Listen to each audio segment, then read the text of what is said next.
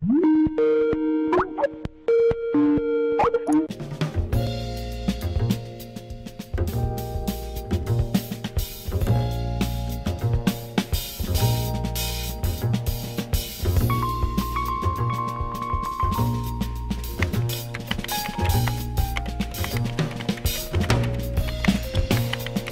estoy acá en Santiago, en mi departamento, po, enjaulada desde, creo que fines de abril, principio de mayo fue la última vez que fui al museo, y de a poco cada vez más enjaulada, de verdad, porque al principio recuerdo que me sentía salir, cuando salía a la calle me sentía como contagiando yo o contagiándome, así que como que cada vez se me fue haciendo como más difícil salir, pues sí que ahora salgo exclusivamente a comprar los víveres y a volver a casa.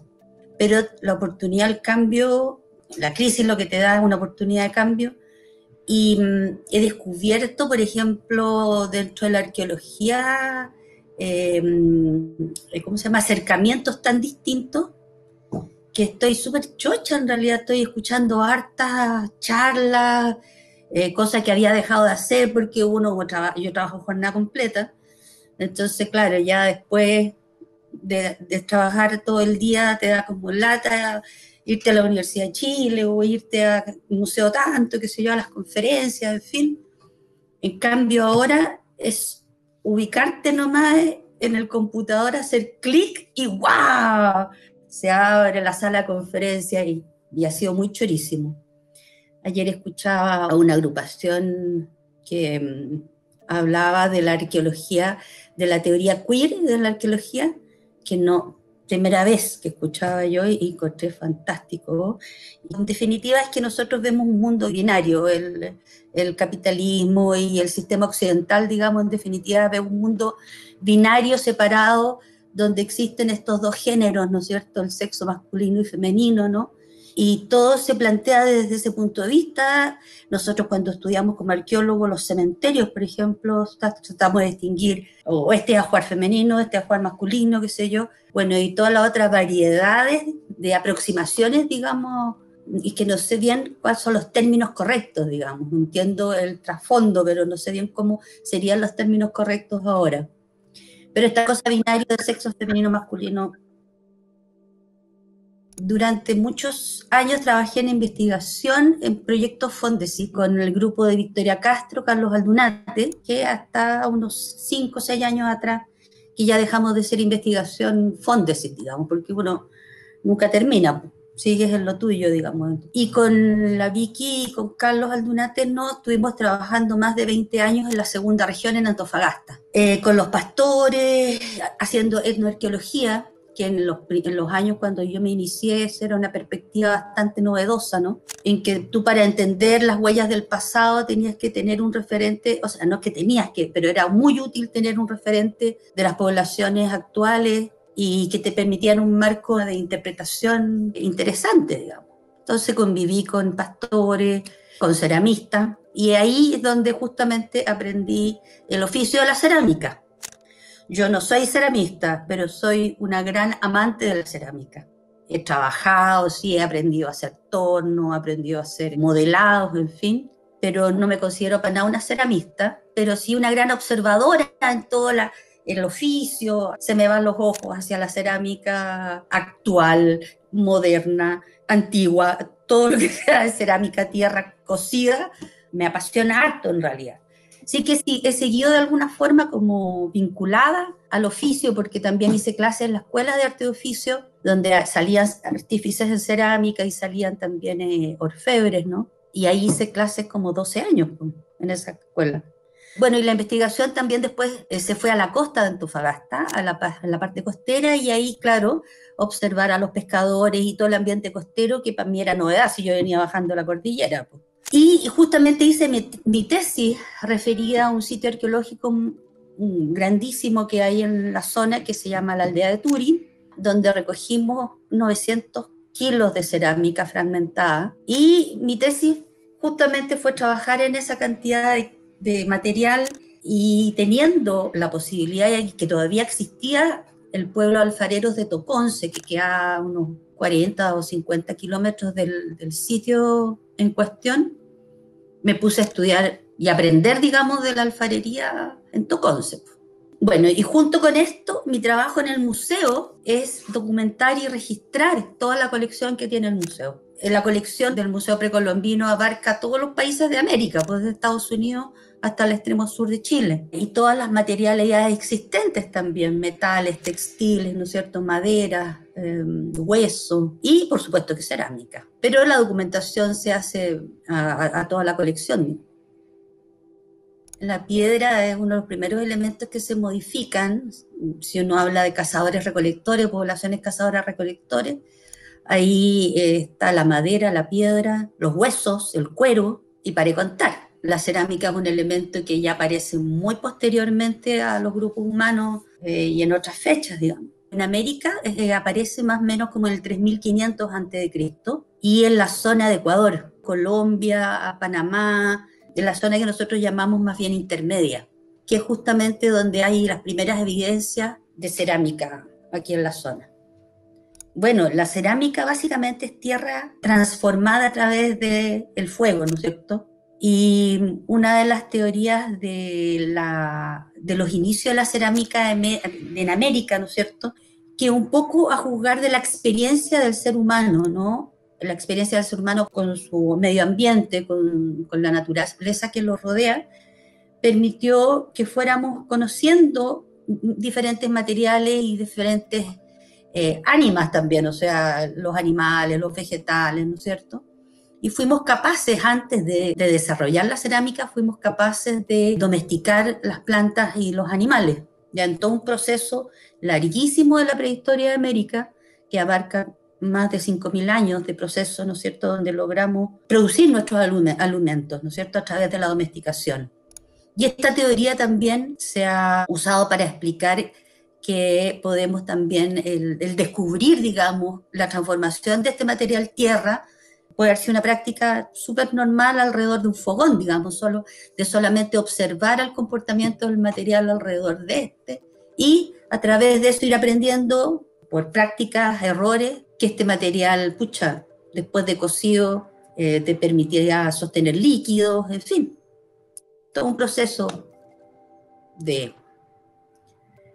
Hay sitios que son interesantes para la cerámica en relación a los tiempos tempranos, como lo que te mencionaba, estos sitios que existen en Ecuador, como Real Alto, por ejemplo, que es uno de los sitios más importantes y donde encontramos esta cerámica temprana, ¿no? Hay otros como Monagrillo, en fin, hay una serie ahí que tienen relación con esta cosa de los inicios de la cerámica. Pero también podrías ver que los sitios de Moche, por ejemplo, la Huaca de la Luna, la Huaca del Sol, es súper interesante porque ahí tú puedes visualizar talleres cerámicos ya, así como hay talleres de orfebres o talleres de gente que hace las cuentas de collares, en fin, también se han identificado algunos sectores ya como del trabajo en oficio más institucionalizado, se puede decir. Entonces depende de la perspectiva o los estudios que tú estés haciendo un poco, cuáles sitios podrían ser más interesantes para el estudio de lo que te estés planteando. Lo que más se conoce, claro, es el desarrollo de Arica, porque está desde Chinchorro, ahí tienes uso de arcilla, pero es uso de arcilla para cubrir los cuerpos momificados, ¿no? Pero es una arcilla cruda. Y bueno, después, posteriormente vendrá la cultura Arica. También conocemos en Copiapó un desarrollo interesante, en San Pedro de Atacama, ¿no? Claro, y el área de Aguita, sin duda. Yo creo que los pueblos que hoy día uno conoce, lo más seguro es que te encuentres con un trasfondo en la prehistoria, digamos. Hay una continuidad, digamos, en el oficio, tanto en Pomaire como en Toconce, como en Río Grande, pero me imagino que todas estas poblaciones que uno conoce como tradicionales así de cerámica, lo más probable es que tenga una raíz en tiempos precolombinos. En Talagante lo tenemos, en Talagante, en Pomaire. Y en la tesis que yo planteé en ese tiempo, que era mi tesis de pregrado, claro, veíamos que existía esta continuidad de la forma de hacer, principalmente de la forma de hacer, porque igual el oficio y la gente ha sido chocada por procesos históricos o prehistóricos, digamos, procesos sociales que de alguna forma le han gatillado cambios en su forma de hacer, digamos. Así que si bien, por ejemplo, con la entrada del Inca o con la entrada del español se visualizan estos cambios, igualmente tú puedes observar una continuidad del oficio. En el caso de Turi, por ejemplo, a partir más o menos del 900 después de Cristo hasta el día de hoy. O hasta los años 80 cuando yo trabajé en ese tema, digamos, en los años 90. Para nosotros era muy importante entender la cerámica porque es uno de los materiales que los arqueólogos usamos para fechar, para identificar, ¿no es cierto?, para ver identidades, para ver intercambios, en fin, para ver cómo se apropian de los recursos de la zona o recursos extranjeros, en fin, o sea, es un elemento que además se conserva mucho en el tiempo, porque los restos orgánicos en las zonas húmedas, o sea, aquí en Chile central nomás, tienden a morir, digamos, el hueso ya no lo encuentran, los textiles no tienes idea cómo se vestían, las maderas tampoco, en fin, pero la cerámica es una materialidad que se conserva durante mucho tiempo. Así que es muy útil poder conocer y acercarse. Entonces, estábamos trabajando este sitio que es enorme, es uno de los sitios más grandes que hay en Chile, ¿no es cierto? Y más nucleado porque es una aldea aglutinada sobre un morro que se enfrenta a una gran explanada que es una vega que fue riquísima, era una vega de pastoreo riquísimo que tú ahora ves cada vez más seca, ya por acciones de la extracción de agua para la minería, que ha sido el tango de siempre hasta el día de hoy, de siempre, ¿no es cierto? Y que tuvo una población, la construyó una población alrededor como de los 800, más o menos 900 después de Cristo, y que continuó hasta tiempos incaicos. Se trabajó primero con una recolección superficial del material. La dificultad que tenía un poco también el estudio de estas cerámicas era que era monócroma. Entonces vimos la necesidad de como ir clasificándola de alguna forma. Ahí se identificó como un set, así un conjunto de vajillas, ¿no?, que estarían utilizando estas personas y que además habían algunos elementos distintivos o cambios drásticos que se veían con la llegada del Inca en las materialidades, básicamente. También en las formas, porque el Inca incorpora nuevas formas a las vajillas tradicionales de las poblaciones que va dominando, ¿ya? Está el aríbalo, que es un gran cántaro de cuello largo y bordes vertidos. Están las aizanas, que son como unas botellas que tienen unas asas laterales. Están los platos ornitomorfos, unos platos extendidos que en vez de un asa tienen una cabecita de pájaro en un sector. Bueno, y toda una cantidad también de estilo mixto, digamos, ¿eh? Se hacen en la zona, pero son formas que son absolutamente foráneas, ¿ya?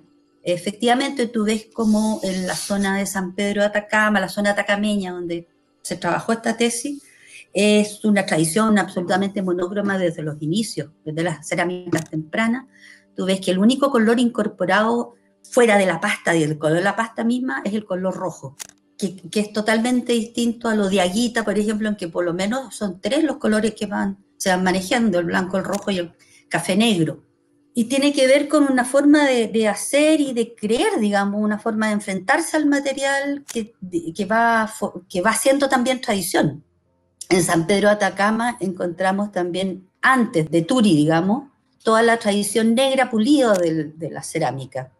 Y si tú tendrías que definir un poco la zona del Loa, evidentemente, y sin necesidad, o sea, no porque no existan los materiales materiales para hacer los engobes están, pero la forma de hacerse o de vincularse con el material, digamos, es diferente. Uno de los temas chorísimos es, por ejemplo, la geometría de Aguita, que ha sido trabajada arduamente por la colega Paola González, ¿no? Ella plantea que toda esta geometría que además cumple con varios principios, ¿ya? Dentro de ellos, por ejemplo, es el que hay una ilusión óptica, digamos, al verlos, por ejemplo, de movimiento, de vibración de repente en la geometría.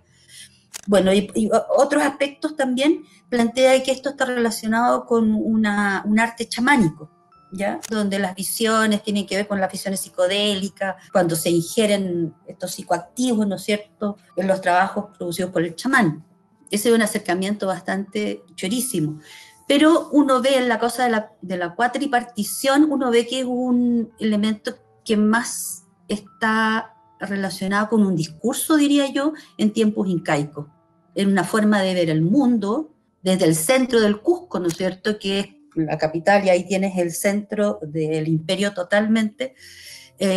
Todo el territorio de ellos y el conquistado está dividido en una cuatripartición. Está el Chinchaysuyo, el Antisuyo, el Contisuyo, qué sé yo, y el Collasuyo, que es el sector donde nosotros estamos, digamos, el territorio de Chile, ¿ya? Sí que es un elemento más bien, diría yo, incaico. Bueno, el camino del Inca, ¿no es cierto?, es lo que te decía, aparte desde el Cusco y en 4 grandes troncales.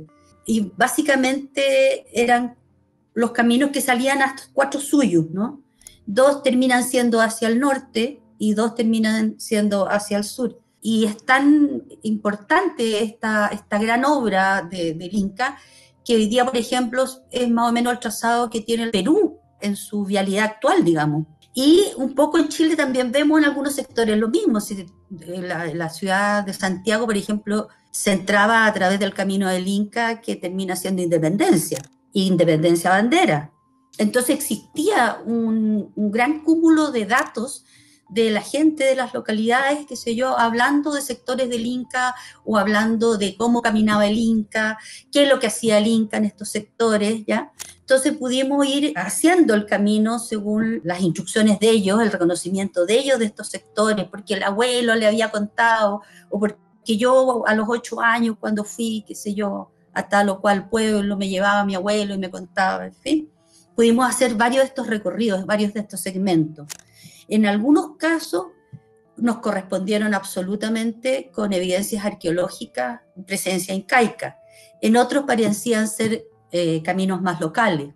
Y lo que sí pudimos, me acuerdo yo, porque fue hace muchos años, lo que sí me acuerdo que vimos muy pauteado en esa zona, ¿no es cierto?, que los caminos principales se vinculaban con Turi, en el sitio de Turi, en la parte superior, donde estaban estas chulpas. Cuando llega el Inca, esto se arrasa, toda la parte del chulperío, y se instala un gran edificio incaico que es una callanca, donde pasa el camino al lado de él. Bueno, los caminos principales, los más con ciertos eventos, o sea, con ciertos elementos constructivos, por ejemplo, escaleras, qué sé yo, están vinculados más bien a sitios con extracción de minerales. Fue maravilloso porque además el trabajo con la comunidad fue súper lindo. Abarcar, hicimos escritos ahí con la Vicky, cosas muy, están todas publicadas ya. Uno de los lugares sagrados del paisaje cultural de estas comunidades son definitivamente los cerros. No son cualquier cerro, son cerros que la tradición, digamos, hoy día los mantiene vivos. Qué sé yo, no sé, por el caso de pueblito de Potosí, por ejemplo, su Cerro Rico, ¿no es cierto? El caso de las poblaciones de aquí a Atacama, no sé, el Cablor Pacaspana, el Cerro Toconce Patoconce, hay varios cerros en Sucre igual, el Cerro Tutelar, donde está dentro de todas las reguativas. En las reguativas andinas, ¿no? Se le pide a la tierra, se le pide a la mama cocha en algunos casos, o a la mama pacha, o pachamama, ¿no? Y se le pide también a los malcu y al rey Inca, ¿ya? Se le ofrenda, y así como se venera, también se pide que haya un cambio, una retroalimentación a quien está ofrendando, ¿ya? Y las chulpas en ese caso, claro, están todas ubicadas en el trabajo de la Vicky de tesis, de la Vicky con Carlos, de la orientación orográfica de las chulpas, hacia dónde están vinculadas, y todas están hacia los cerros tutelares, donde existen estas divinidades que también se relacionan con los ancestros. Tú ves, las rogativas siempre se están haciendo, los inciensos, por ejemplo, se ofrecen en direcciones a veces orográficas, pero siempre hacia el cerro tutelar. E incluso mismas disposiciones de las personas en el momento del ofrendar, está el cuerpo situado hacia el cerro, ¿ya? No está andando así al aire, viento loco, ¿no? Sino que es absolutamente dirigida la mirada. Hay un día, que es el Día de la Tierra, que es en agosto, el 1 de agosto. Es el primer día en que la Tierra está abierta a recibir la semilla para producir después el alimento. Es costumbre que el 1 de agosto se siembran las primeras papas, por ejemplo, en el área andina, ¿ya? Estas poblaciones en algún momento de su historia oral, ¿no es cierto?, tienen presente que todo el mundo, que todo lo que rodea tiene vida. Las piedras tienen vida, las plantas tienen vida, e incluso ellos narran que había tanta pelea porque también sabían hablar, por ejemplo, antiguamente. Las plantas hablaban, las rocas hablaban, qué sé yo, y en alguna de las narraciones que hemos visto, es muy bonito porque señalan que además como hablaban tanto, peleaban mucho entre ellas, hasta que un momento, qué sé yo, el creador dijo, no, quedan todos callados, lo único que habla es el ser humano, ¿ya? Por la cantidad de peleas que habían. Bueno, en la tesis de Victoria Castro, ella tiene un documento del siglo XVII, ¿no es cierto?, donde aquí está la extirpación de idolatría en tiempos tempranos de la colonia, donde todas estas creencias eran parte del demonio, eran cosas que había que sacar de raíz, ¿no es cierto? Y hay un documento en específico que la Vicky trabaja y donde encuentran a un grupo de gente haciendo estas hechicerías, estas cosas malditas, malvadas de ¿cómo se llama?, del diablo mismo, po. Y describen un ser que tenía una representación en un bulto, ¿no? Y que finalmente la Vicky sigue trabajando y determina que es el picaflor. La deidad de, ¿cómo se llama?, de Caspana era el picaflor, era el Soter Conti. Y el picaflor como ser, digamos, científico, o sea, que hoy día visto científicamente es un ser muy particular. Además de la energía que tiene tremenda, tiene la capacidad de dormirse en invierno. Entonces le llaman también el pájaro resucitado. Bueno, pero ahí la vi que tiene, como te digo, su tesis preciosa, ¿ya? Tú hoy día, en pleno siglo XXI, puedes ver que existe esta diversidad, a pesar de toda esta opresión que hubo durante siglos, ¿ya? Que recién está hoy día siendo reemplazada por otra iglesia, que es la iglesia evangélica.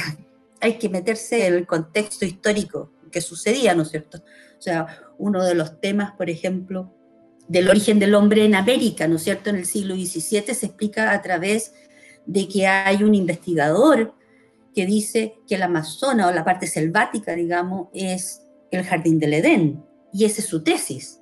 Pero tienes que ponerte en ese contexto. Hoy día uno dice, mira, qué pavada, qué ignorancia, o qué sé yo, ¿no? Pero en el nivel de conocimiento que se tenía en ese minuto, esa era la ciencia social. Yo creo que hay muchas cosas que cambiaron, o sea, desde la hechura de los pueblos indígenas, por ejemplo. Hay pueblos de indios, o sea, aquí en Chile Central tan solo, ¿no es cierto?, la gente vivía con su distribución espacial propia, digamos, y cuando empieza toda la institucionalidad colonial, ¿no es cierto?, las agrupaciones de los indígenas se producen estos pueblos de indios, donde cambia absolutamente la forma de vivir y distribuirse espacialmente en el territorio.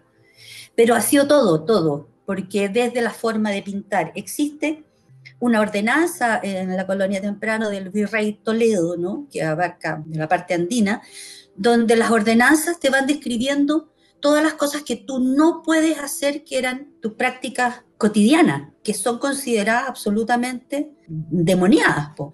Desde como tú portas la guagua, por ejemplo, que no puedes portarlo de esta forma, que no puedes pintar los dibujos de qué sé yo, de tales o cuales animales, no puedes hacer la chicha, porque la chicha era un líquido que era muy habitual dentro de la ceremonia, entonces no, se prohíbe hacer chicha, se prohíbe hacer cerámica para contener chicha. Bueno, y hay un montón de ordenanzas, digamos, que tienen que ver con el diario vivir de las comunidades, y que si no, son pagadas con azotes, si tú transgredes esas cosas, ¿no?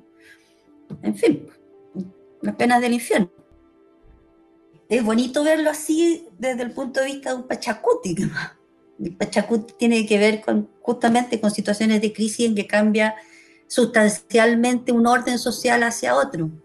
Yo tengo la esperanza que así suceda, te digo. Tengo la esperanza porque igual en mi transitar ya voy a cumplir 60 años, ¿no? Ya me he mandado sus buenos años de distintas situaciones en la vida, personal y también de la sociedad, ¿no?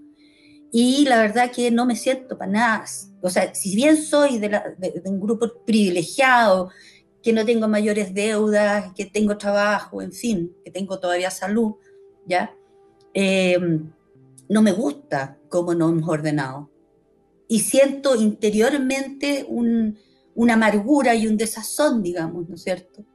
Y que me encantaría poder tener otra mirada y siento en este minuto, a pesar de que mis 60 años diría decirte, no, si las cosas ya no cambian, en fin, todo es un poco ya como entregada a la situación, no, quiero creer y en realidad creo en que puede ser una oportunidad para que nos ordenemos de otra forma, para que nos ordenemos mucho más amablemente desde el punto de vista de un mundo no egoísta, ¿no es cierto? Un mundo generoso en que vea que el otro es un igual que uno y ayudar a tener las mismas posibilidades. Bueno, es un cuento viejo en realidad, pero yo veo que ahora hay como más herramientas intelectuales por un lado, por otro lado también hay más premura social inmediata, y uno como viejo, bueno, no tan viejo, tenemos que ver otras formas de hacerlo. Tenemos que aprender y a ajustarnos a nuevas formas de hacer esto. O sea, yo no estoy para nada contenta como nos hemos armado. Para nada, para nada, para nada. O sea, siempre he querido salirme de este asunto, siempre he querido, desde muy joven, ¿eh? Siempre me he sentido así un poco que no me hallo en este lugar, no me hallo en Santiago, no me hallo en mi trabajo, no me hallo, qué sé yo, muchas veces. Y creo, fíjate, creo que es una oportunidad, se está dando la oportunidad. Lo que me da un poco de nervio es que ninguna crisis, ningún cambio, pues siempre hay un costo humano fuerte. Es lo que hemos visto del 18 para acá, ¿no es cierto? Hay gente que se levanta y otros que no pueden entender que la cosa se puede hacer diferente. Pero hay que ser optimista y yo siento que por otro lado, esto de que la confinación haya sido por una amiga me dijo, este el nano exterminador este COVID, es un nano exterminador. Ha sido también, pucha, no, no es el gobierno, es una cosa de la naturaleza al final, que te está marcando y pautando y te está diciendo, oye, vamos por otro lado, aquí hay algo malo, ¿cierto? Reorganícese, revea, replantéese, todas las R. Eso. Te agradezco un montón la conversación.